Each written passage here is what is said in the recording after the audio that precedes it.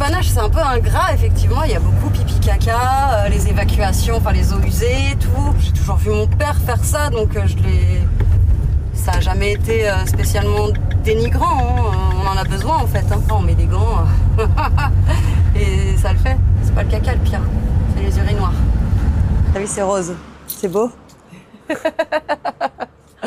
J'étais un garçon manqué quand j'étais jeune, j'étais pas du tout rose. Et je me suis dit, dans le métier, quand même, ça va me démarquer, tu vois. Une femme plombier, ça surprend. J'ai eu beaucoup de clients qui avaient du mal. J'ai eu pas mal de mecs qui étaient un peu vexés, qui disaient, ah, mais moi, si j'ai pas pu le faire parce que faut que je me mette en dessous, j'ai mal, mais j'aurais pu le faire. Donc, il n'y a pas de problème, monsieur, c'est pas un souci.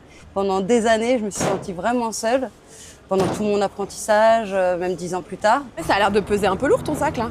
Pour éviter de faire trop d'allers-retours, ce qui m'empêche pas d'en faire non plus, mais ouais, ça fait bien sa quinzaine de kilos. Ouais. C'est quoi les problèmes principaux qui peuvent exister par exemple dans une cuisine, dans un évier comme ça? Il faudrait prendre une bonde à grille déjà pour que ça évite de mettre toutes les merdes qui passent dans le siphon. Pas vider son huile aussi. Là où il faut faire attention, où je vois qu'il y a pas mal de gens qui font ça, c'est quand tu fais cuire l'eau de ton riz ou l'eau des pâtes et que tu vides l'eau bouillante dans les tuyaux. Les tuyaux, ils sont en plastique, ils sont en PVC en fait. Donc tu peux faire fondre, tu fais couler de l'eau froide en même temps au moins, et essaye de baisser un peu la température, tu vois. Et les produits, c'est recommandé ou pas? La soude, des choses comme ça? Alors moi après, je peux comprendre que le client, il essaye une fois. Après, faut pas vider 15 bouteilles, quoi. Le problème, c'est que quand tu passes plusieurs fois ton bouchon, ça fait un peu comme de la mayonnaise, donc tu le sens pas trop avec ton furet, et en fait, il se reforme à chaque fois que tu repasses de l'eau, quoi. Donc tu fais limite plus de dégâts en fait. Ouais, vaut mieux essayer une fois. Si ça marche pas, bon bah voilà, après faut trouver d'autres solutions. Aujourd'hui, ça bosse avec le daron. Ça fait bosser les retraités. L'exploitation de l'homme par l'homme. Mon père était plombier, ma mère était conjointe collaboratrice, donc j'ai baigné dedans. J'avais peut-être 14 ans pendant les vacances. Il me prenait avec lui dans le camion et on allait faire des petits dépannages. Je faisais pas grand-chose, hein. Je changeais des robinets flotteurs, des petits trucs, il me donnait la pince. Il disait mais c'est bien comme ça, elle pourra se débrouiller plus tard quand elle achètera sa maison, elle saura poser son chiotte. Et c'est quoi qui les inquiétait pour toi dans ce métier-là justement? Bah, il savait que déjà, le fait d'être une femme, j'allais beaucoup plus galérer, ce qui était vrai, parce qu'en tant qu'apprenti, j'en ai pris plein la tête. C'était un peu la voie poubelle, tu sais, dans les années 90, 2000, c'était un peu la voie, les filles, elles allaient en sanitaire et social, les mecs, ils allaient en plomberie.